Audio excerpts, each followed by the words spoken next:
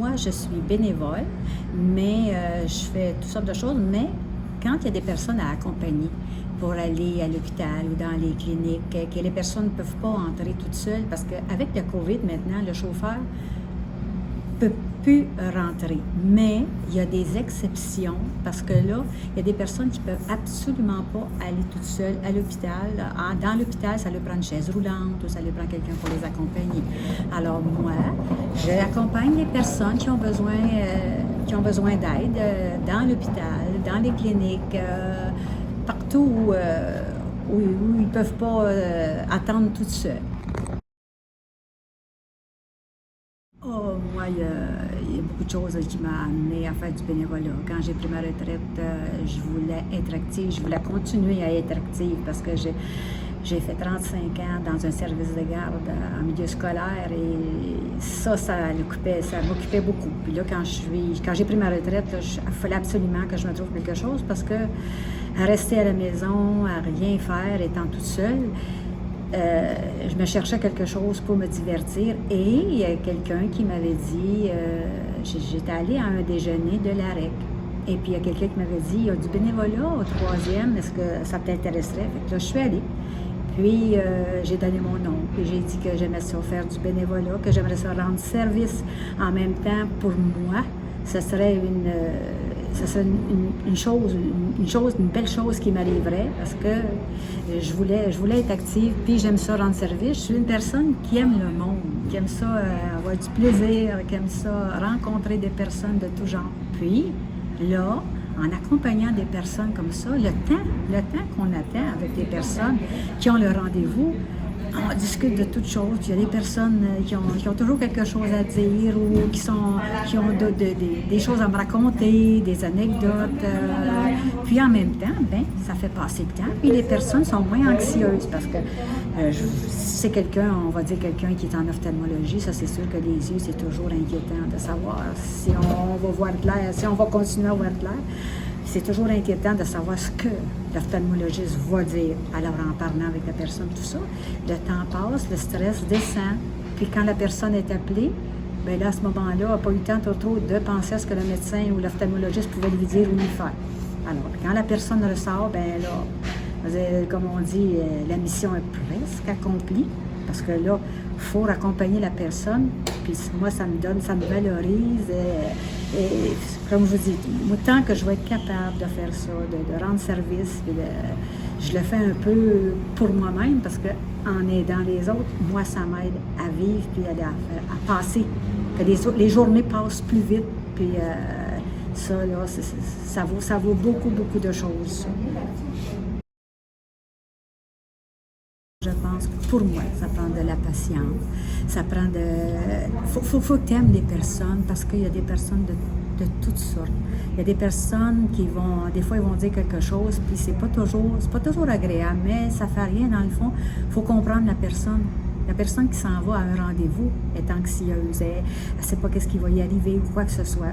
Il faut passer par-dessus ça, des fois, les personnes, mais en général, c'est des bonnes personnes, puis on aime ça jaser, puis comme je vous dis, moi j'aime ça jaser, fait qu'on fait la conversation, des fois on fait des petites jokes, tout ça. Mais moi là, j'aime ça, j'aime ça. De passer par-dessus des fois des choses qui ne sont pas toujours agréables, qui ne font pas plaisir. Mais si c'est réellement ce que tu dois faire, si tu aimes les personnes, si tu es capable de passer un petit peu à travers, de passer des choses, là, des fois qui te déplaisent, ça, moi, je dirais que c'est des bonnes personnes, c'est des bonnes candidates à faire du bénévolat, parce que, étant bénévole, tu le fais pas tout le temps, si tu le fais, c'est parce que tu le veux. Alors, si ça te fait pas plaisir, à ce moment-là, faut se retirer et aller vers autre chose. Il y a une personne, à un moment donné, comme je vous disais, qu'elle s'en allait pour passer un examen, et on a fait pratiquement tous les étages de l'hôpital. Parce que, rendu à un médecin, il fallait aller à un autre médecin. Rendu à ce médecin-là, il fallait aller en radiographie. Après ça, à la radiographie, il a fallu revenir en... Ben, ça fait rien. La personne était mal à l'aise parce qu'elle disait, ah, c'est pas ça qu'il m'avait dit. Mais moi, je lui dis, c'est pas grave, on a toute la journée, puis on va appeler le chauffeur quand on va être prêt, puis il va venir nous chercher. Mais c'est ça, là, si j'accompagne quelqu'un qui a besoin d'une chaise roulante, premièrement, moi, si j'entre à l'hôpital avec la personne, je lui dis d'attendre à l'entrée, je vais chercher une chaise roulante, mais avant de prendre la chaise roulante, je désinfecterai les manchons là, de la chaise roulante parce que moi, je vais l'utiliser. Et après ça, je fais désinfecter les mains de la personne, je l'assois et quand on est tout en sécurité ou quoi que ce soit, bien là, on peut avancer vers le rendez-vous, l'étage ou la place où est-ce que c'est que la personne va à son rendez-vous.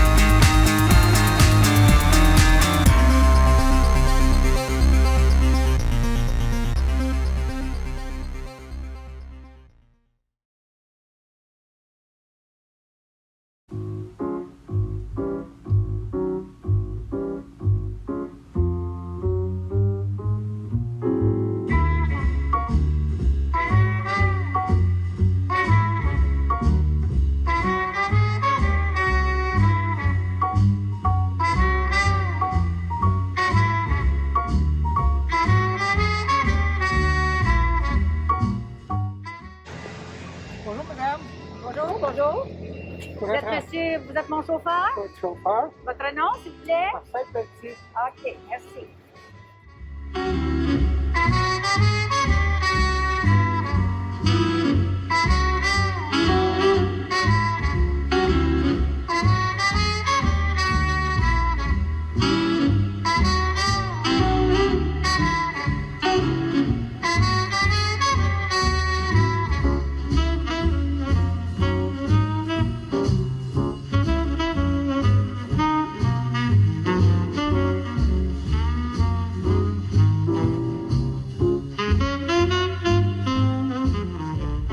Les gens, il faut aussi leur changer les idées.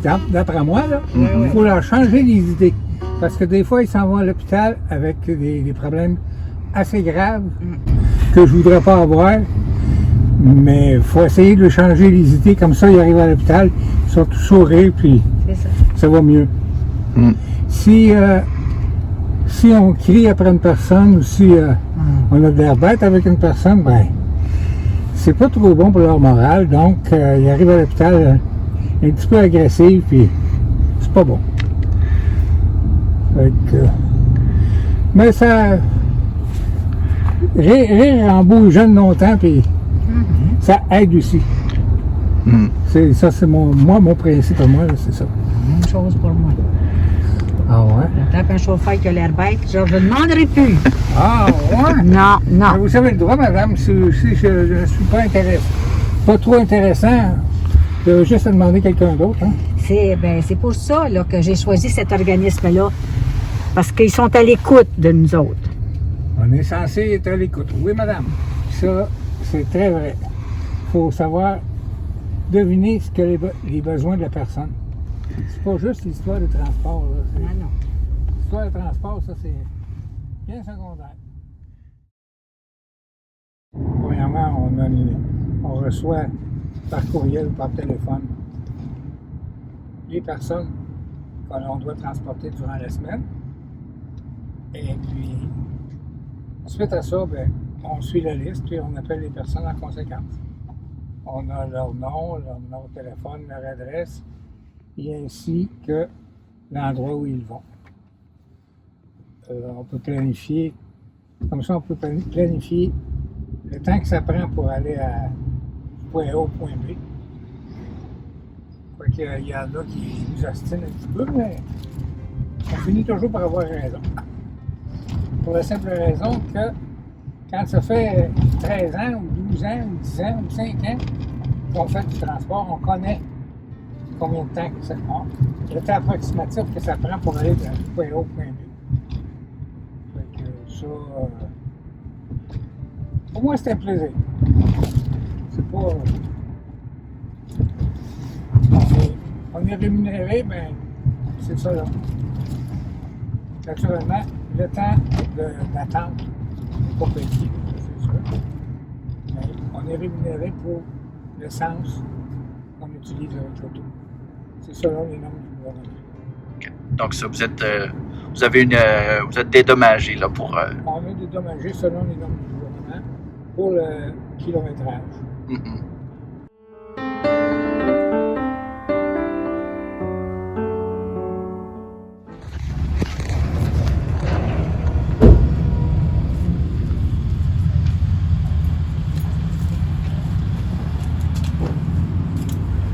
Madame. Merci. Merci, merci. Oui. Hein? Ça, c'est sûr que vous allez m'attendre. Hein? Oh, pas de problème. Ok, c'est bon. OK. Merci beaucoup.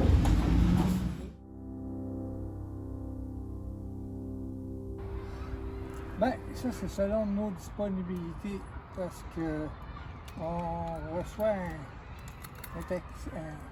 un courriel qui nous demande nos disponibilités pour la semaine qui suit. Ben, les effets positifs, c'est que ça me fait sortir de la maison, ça me fait voir du monde, et puis c'est bon pour le moral, c'est vraiment bon pour le moral. Là, on a une bonne sensation de bien-être.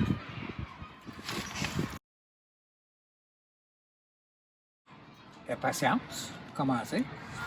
Avoir une conduite très relaxe et très mollo. C'est-à-dire qu'il ne faut pas faire 70 en ville. Il faut quand même respecter les vitesses requises en ville. Parce qu'il faut considérer aussi que dans les personnes qu'on se transporte, c'est pas toujours du monde qui sont vraiment aptes à se faire transporter. Parce qu'il y a du monde qui ont peur, exemple, sur la 40. Moi, j'ai déjà transporté une personne avec son mari. Puis, j'étais sur la 40, puis je regarde en arrière, puis je la vois plus. Je lui dis, qu'est-ce qui se passe avec votre dame? Ben, le monsieur, il dit, elle a peur sur les autoroutes. Ah, ben là, il faut le dire, là. Là, à ce moment-là, j'ai sorti la première sortie, puis j'étais descendu pour prendre des routes de la ville. Là. Si on ne le dit pas, là, désolé, on essaie de se rendre le plus vite possible, mais en sécurité. Il faut avoir un auto en ordre aussi. Si l'auto n'est pas en ordre, ça ne va pas trop bien. Okay. Parce qu'avec la COVID, il faut prendre nos précautions. Les liquides pour désinfecter. Les masques. D'ailleurs, les masques sont fournis par l'association. C'est le gouvernement qui nous les donne. Les liquides aussi. Je transfère ça dans des petites bouteilles. C'est plus facile à transporter, puis c'est facile à serrer dans l'auto que les grosses bouteilles. Il faudrait que la personne essaie pour voir si elle aime ça. Parce que, selon des statistiques, il y a beaucoup d'appelés, mais très peu d'élus. Donc, il faut l'essayer. Si on ne l'essaye pas, on ne le sait pas. Des fois, on a des transports que c'est pas évident. Il y en a que c'est plus long que d'autres. Exemple, ça, en ophtalmo, règle générale, c'est pas mal plus long que les autres. Mais habituellement, 1 heure et demie, là, Aller jusqu'à 2 heures, ça va très, très bien.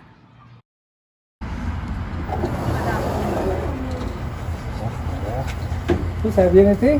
Oh, j'en ai attrapé une, j'ai zigonné avec mon bras, là. Ah, ouais. Ouais. Ah, ben là. Oui. Ah. Merci. Bon, voilà.